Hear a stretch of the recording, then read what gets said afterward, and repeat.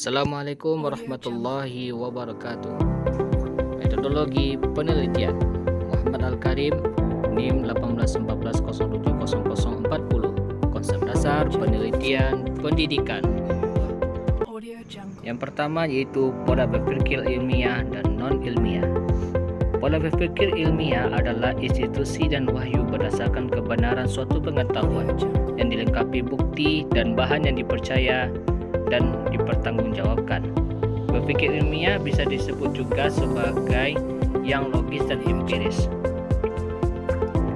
Yang selanjutnya yaitu berpikir non-ilmiah. Berpikir non-ilmiah adalah institusi dan wahyu berdasarkan kebenaran suatu pengetahuan pada keyakinan semata. Berpikir non-ilmiah yang juga disebut adalah kegiatan berpikir yang dilakukan oleh seseorang hanya menggunakan akal sehat, perasaan, prasangka, dan institusi kebenarannya diperoleh secara kebetulan tanpa menggunakan pengumpulan atau melalui proses pengumpulan data. Selanjutnya masuk kepada hakikat, tujuan, dan fungsi penelitian pendidikan. Itu pertama yaitu hakikat. Hakikat penelitian pendidikan adalah cara yang digunakan untuk mendapatkan informasi yang berguna dan dapat dipertanggungjawabkan dalam upaya penelitian pendidikan. Hakikat penelitian pendidikan juga membahas segala penelitian yang dilaksanakan pada lembaga-lembaga penelitian atau penelitian dilaksanakan dalam ruang lingkup pendidikan. Yang kedua yaitu tujuan penelitian pendidikan. Tujuan dari penelitian pendidikan menurut Soekarti adalah sebagai berikut. Yang pertama, memperoleh informasi terbaru. Yang kedua, mengembangkan dan menjelaskan. Yang ketiga, menerangkan dan memprediksi, mengontrol bahan. Yang ketiga yaitu fungsi penelitian pendidikan. Fungsi penelitian pendidikan berdasarkan jenis penelitian. Yang pertama yaitu penelitian dasar. Tujuan penelitian dasar adalah menambahkan pengetahuan kita dengan prinsip-prinsip dan dasar hukum ilmiah dan meningkatkan pencarian dan metodologi ilmiah. Yang kedua yaitu penelitian terapan. Berkenaan dengan kenyataan-kenyataan praktis, penerapan dan pengembangan pengetahuan yang dihasilkan oleh penelitian dasar dalam kehidupan nyata. Yang ketiga yaitu penelitian evaluatif. Difokuskan pada suatu kegiatan dalam suatu unit tertentu. Selanjutnya yaitu fungsi penelitian berdasarkan tujuan. Yang pertama yaitu penelitian deskriptif. Diajukan untuk mendeskripsikan suatu keadaan atau fenomena apa adanya pada saat penelitian dilakukan. Yang kedua yaitu penelitian presdiktif studi.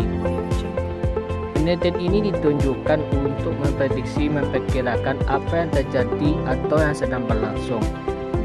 Yang ketiga yaitu penelitian inspiratif.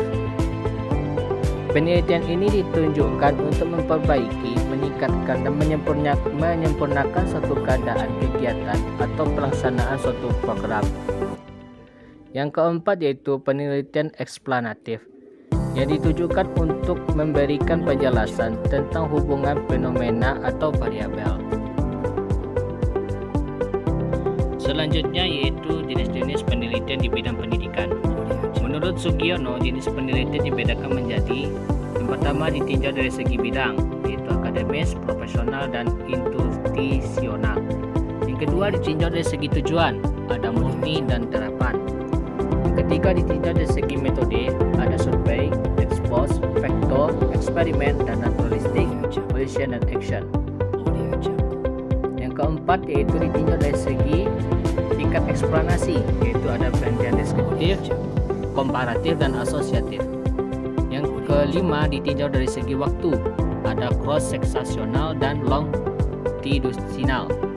Yang keenam ditinjau dari segi landasan filsafat, ada penelitian kuantitatif, kualitatif, dan combination.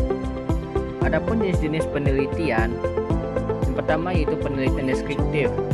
Penelitian ini berusaha untuk menggambarkan suatu penelitian yang dilakukan terhadap objek-objek tertentu secara sistematis dan jelas.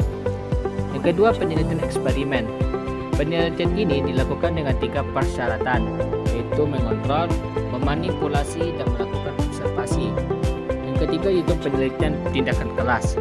Penelitian ini merupakan bentuk penelitian terhadap refleksi diri berdasarkan yang sudah dilakukan partisipan selama ini dalam situasi-situasi sosial agar dapat memperbaiki prakteknya yang dilakukan. Yang keempat yaitu penelitian kualitatif. Penelitian ini sering digunakan untuk melakukan penelitian terhadap kondisi objek alamiah. Yang kelima yaitu penelitian kualitatif. Metode penelitian ini yang digunakan untuk meneliti sampel atau populasi tertentu. Yang keenam yaitu penelitian R&D, merupakan strategi yang ampuh untuk memperbaiki praktek, maksudnya untuk mengembangkan produk terbaru. Selanjutnya yaitu komponen-komponen penelitian. Yang pertama yaitu judul penelitian.